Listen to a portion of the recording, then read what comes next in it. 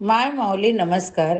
विविध महान संत महिमा ग्रंथ श्री गुरु संत सखाराम महाराज भाग 14 कथासार अभिवाचन करत आहे. मागील भागावरनं पुढील भाग सुरू. पांडुरंगाने जेवू घातलं. तिसऱ्या दिवशी मध्यरात्री मात्र बुवांना कडकडून भूक लागली. काय लागली? भूक. भगवंताच्या नामस्मरणात भुकेची वासना अशा अवेळी निर्माण व्हावी याची बुवांना खूप खंत वाटली.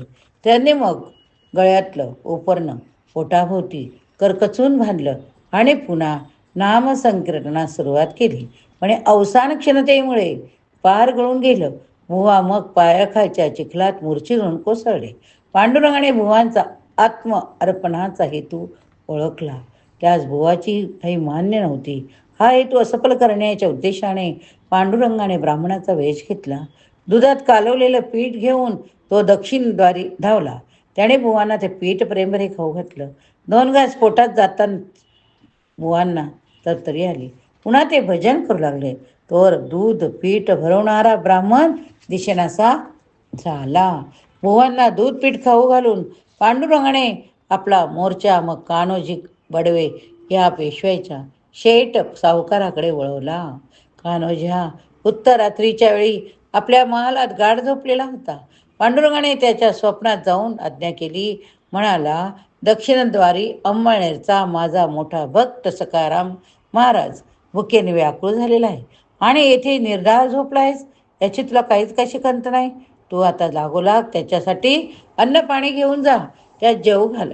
कान्होजी या स्वप्नामुळे जागा झाला, पण अवतीभोवती कुणीच नव्हतं. भात झाला असं समजून तो पुन्हा झोपी गेला. आता मात्र पांडुरंगाने रुद्रावतार धारण केला आणि कान्होजीच्या पाठीवर चापकाचे कोरडे ओढले. या फटकाऱ्यामुळे कान्होजी कळवळून उठला. घरातील मंडळी जागी झाली. आता मात्र भात झाला असं म्हणणं शक्य नव्हतं, कारण पाठीवर चापकाचे वळ उठले होते. ते घरातल्या मंडळींना स्पष्ट दिसत होते. कान्होजी मग लागोलाग अन्न पाणी घेऊन दक्षिणद्वारी धावला. सखाराम महाराज कोण? सखाराम महाराज कोण? असं ज्याला त्याला विचार येतो. शेवटी बुवाजवळ येऊन पोचला. त्याने बुवांना घडलेली सारी हकीकत सांगितली. पाठीवरचे वळ दाखवले. सोबत आणलेलं अन्न ग्रहण करावं अशी प्रार्थना केली. बुवाने नुकतंच दूधपीठ खाल्लं होतं. आता पुन्हा काही खायची इच्छा नव्हती. मग बुवा कान्होजीच म्हणाले, मगाशी मला कुणी दूध पीठ खाऊ घातलं. मला आता भूक नाही. मध्यरात्री उलटून गेली ती. मला क्षमा करा. माझ्यामुळे तुम्हाला पांडुरंगाने जी शिक्षा दिली त्याबद्दल मी शर्मिंदा आहे. पण मी उद्या मध्यान्ही तुमच्याकडे नक्की भोजन करीन. बुवांचे दिलगिरीचे विनम्र शब्द ऐकून कान्होजी आपल्या घरी परतला.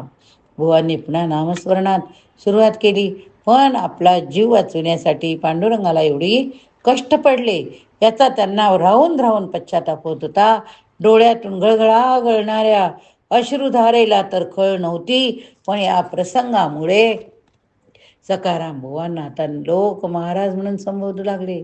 कान्होजीच्या बाबतीत घडलेला प्रसंग साक्षात पांडुरंगाची सखाराम बुवांवर असलेली कृपा याबद्दलची हकीकत लागोलाग पुणे येथे पेशवे यांच्या कानी गेली.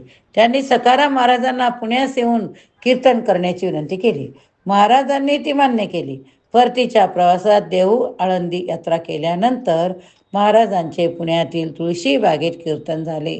कीर्तन ऐकून पेशवे खूप संतुष्ट झाले. त्यांनी मग पंढरपूर येथील विठ्ठल मंदिराच्या दक्षिणद्वारे महाराजांच्या कीर्तनासाठी भव्य मंडप उभारून दिला. महाराजांचा मोठा सन्मान केला. यापुढे दरवर्षी पुण्यास येऊन कीर्तनाचा लाभ द्यावा अशी विनंती पेशव्यांनी केली. महाराजांनी ती मान्य केली.